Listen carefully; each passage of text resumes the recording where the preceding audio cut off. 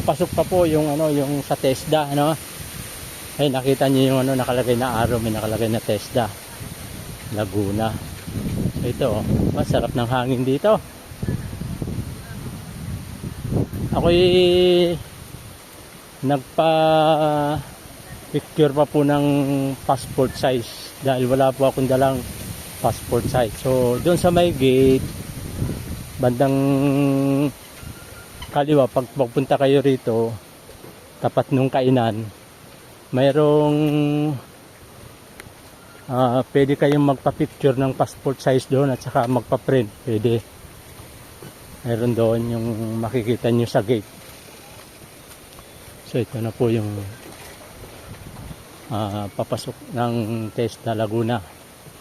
Yan, makikita nyo, maluwag po yan. So ayan, oh. Ayan.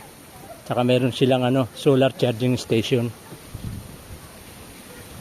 So, sa mga magre-renew ng mga certificate nila sa TESDA dito sa may Bangyas, no, LLDA. Pag galing kayo ng Calamba, bandang kaliwa po, lagpas po ng crossing na papuntang Kalawan. So ayan, no, LLDA TESDA. So papasok na po tayo, bibigay na.